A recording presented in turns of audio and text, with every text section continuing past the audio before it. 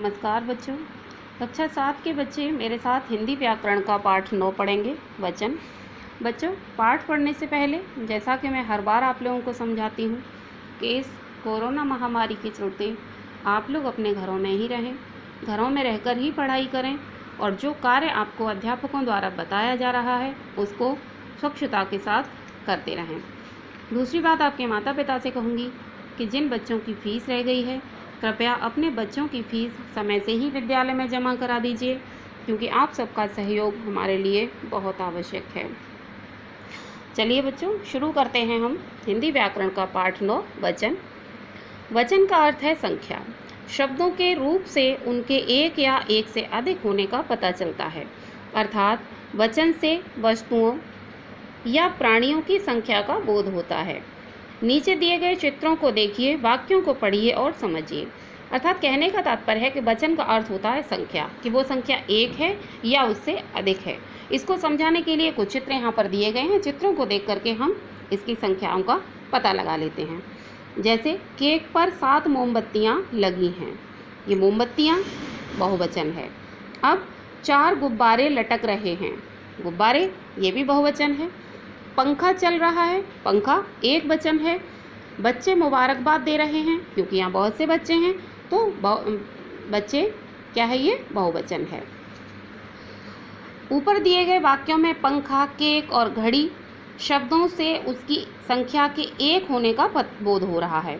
हमें ये पता चल रहा है कि यहाँ एक ही चीज़ें हैं। तथा बच्चे, गुब्बारे, मोमबत्तियाँ शब्दों से उनकी संख्या एक से अधिक होने का बोध हो रहा है। शब्द के जिस रूप से किसी वस्तु अथवा व्यक्ति के एक अथवा अनेक होने का बोध होता है उसे वचन कहते हैं। शब्द के जिस रूप से हमें पता चलता है कि वो वस्तु एक है या उससे अधिक है तो वह वचन कहलाती है। वचन के भेद, वचन के 2 भेद होते हैं, एक वचन और बहुवचन। अब बच्चों, एक वचन क्या होता है? एक वचन को पढ़ लेते हैं। शब्द के जिस रूप से किसी व्यक्ति अथवा वस्तु के एक होने का बोध होता है उसे एक वचन कहते हैं। जैसे केला, संतरा, मेज, कॉपी, टोपी, मुर्गा, लड़की आदि, क्योंकि इन शब्दों से एक ही चीज़ का पता चल रहा है।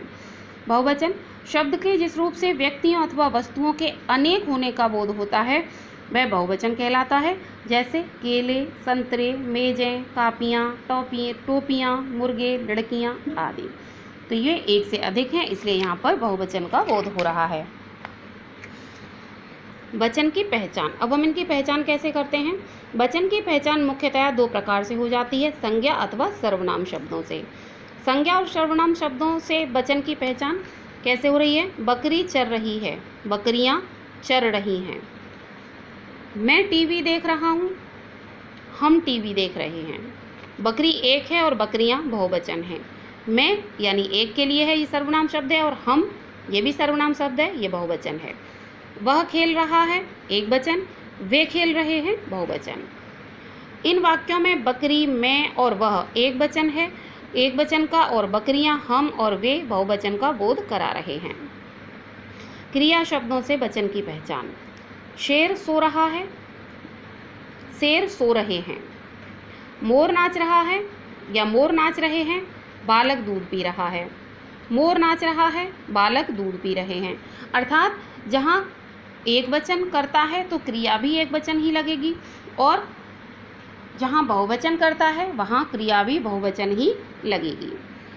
इन वाक्यों में शेर, मोर और बालक शब्दों से इनके एक वचन अथवा बहुवचन होने का स्पष्ट बोध नहीं हो पा रहा है, क्योंकि इनका दोनों वचनों में समान रूप से प्रयोग किया जा रहा है।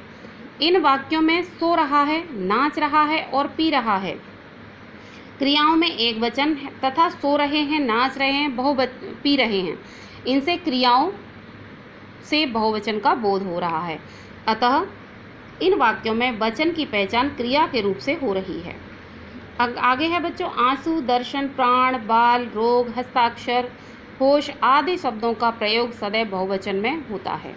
ये कुछ शब्द ऐसे होते हैं जिनका प्रयोग हमेशा बहुवचन में होता है। शिक्षक की डांट सुनते ही मीनाक्षी के आंसू निकल आए।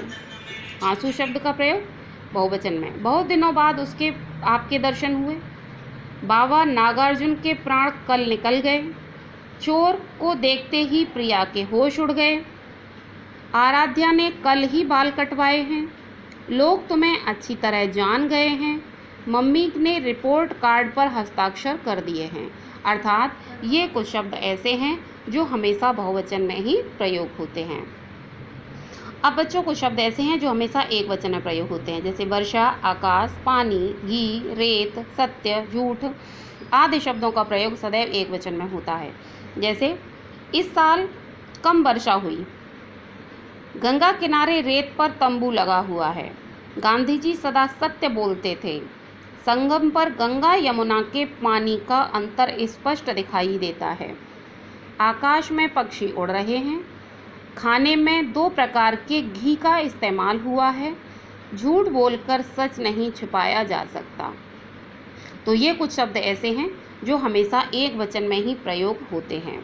एक वचन से बहुवचन बनाने के नियम। अब कुछ नियम होते हैं कि एक वचन से हम बहुवचन कैसे बनाते हैं। आकारांत स्त्रीलिंग के अंत में ए शब्द जोड़ दिया जाता है, जैसे पुस्तक, पुस्तकें, रात, रातें, बहन, बहनें, चौखट, चौखटें, खाट, खाटें, बात, बातें। आकारांत स्त्रीलिंग के अंत में जोड़ दिया जाता है। अकारांत में भी जोड़ा जाता है और आकारांत में भी जोड़ा जाता है, जैसे बाला, बालाएं, कला, कलाएं, माता, माताएं, कथा, कथाएं, कन्या, कन्याएं, महिला, महिलाएं। अब आकारांत पुल्लिंग शब्दों के अंतिम आ को ए में बदल दिया जाता है। पुल्लिंग शब्दों में आकारांत पे जहाँ आ आता है वहाँ ए लगा देते हैं तो बहुवचन बन जाता है, जैसे खरबूजा, खरबूजे, गधा, गधे, चीता, चीते, छाता, छाते, अंधा, अंधे, कपड़ा, कपड़े। अब या अंत वाले शब्दों में अंतिम या को या कर देते हैं। जहाँ या शब्द में या आता है अंत में, वहाँ चंद्र बिंदु लगा देते हैं, या कर देते हैं तो वो बहुवचन बन जाता है, जैसे चिड़िया, चिड़ियाँ, लुटिया, लुटियाँ, गुड़िया, गुड़ियाँ, डिबिया, डिबियाँ। इकारांत और ईकारांत स्त्रीलिंग के अंत में या जोड़ देते हैं और ई को हर्ष ई कर देते हैं। बड़ी ई को छोटी ई में बदल देते हैं और या की जगह पर या हो जाता है, जैसे जाली, जालियाँ, ककड़ी, ककड़ियाँ। यानी ई जो बड़ी ई थी उसको हमने छोटी ई में बदल दिया, हर्षोर कर दिया उसका। गली, गलियाँ, बत्ती, बत्तियाँ, ताली, तालियाँ, नारी, नारियाँ। नीति, नीतियाँ, रीति, रीतियाँ, सखी, सखियाँ, नौकरी, नौकरियाँ, दादी, दादियाँ और नाली, नालियाँ। अब आता है बच्चों नंबर 6 उकारांत और ऊकारांत और औकारांत स्त्रीलिंग शब्दों के अंतिम उ, ऊ और औ को ए में बदल देते हैं, ए शब्द जोड़ देते हैं, जैसे वस्तु, वस्तुएं, गौ, गौएं, धेनु, धेनुएं, बधू, बधुएं। शब्दों में अब यहाँ कुछ अगला नियम है। शब्दों में गण, वर्ग, जन, लोग, वृंद जोड़कर बहुवचन बनाए जाते हैं। कुछ शब्द ऐसे होते हैं जिनमें गण लगा देते हैं, वर्ग लगा देते हैं, जन लगा देते हैं, वृंद लगा देते हैं तो वो बहुवचन बन जाते हैं, जैसे छात्र, छात्रगण, गुरु, गुरुजन, मजदूर, मजदूर वर्ग, प्रजा, प्रजा जन। तो इस तरह से ये शब्द भी बहुवचन बन जाते हैं। अब कुछ अतिरिक्त जानकारी भी है, इसको भी हमें पढ़ना होगा। जिन शब्दों के अंत में जाति अथवा दल का प्रयोग होता है उनका प्रयोग सदैव एक वचन में किया जाता है। जहाँ जाति और दल की बात आती है वहाँ एक वचन का प्रयोग होता है। धातुओं का बोध कराने वाली जातिवाचक संज्ञाओं का प्रयोग सदैव एक वचन में ही किया जाता है। जो धातुओं का बोध कराती हैं, ज्ञान कराती हैं, उन संज्ञाओं का प्रयोग सदैव एक वचन में होता है। संबंध सूचक संज्ञाओं का प्रयोग दोनों वचनों में सदैव समान रहता है। जहाँ एक दूसरे का संबंध बताती हैं जो संज्ञाएं, वो सदैव दोनों वचनों में समान रहती हैं। अब कुछ बातें दोहराने वाली। वचन से किसी वस्तु या व्यक्ति की संख्या अर्थात एक से अनेक होने का बोध होता है। एक और अनेक के बारे में पता चलता है। वचन 2 प्रकार के होते हैं, एक वचन और बहुवचन। एक वचन से किसी व्यक्ति अथवा वस्तु के होने का बोध होता है। एक वचन से किसी वस्तु या व्यक्ति के एक होने का पता चलता है, तो बहुवचन से किसी वस्तु के एक या एक से अधिक होने का पता चलता है। वचन की पहचान 2 प्रकार से होती है, संज्ञा अथवा सर्वनाम शब्दों से और क्रिया शब्दों से।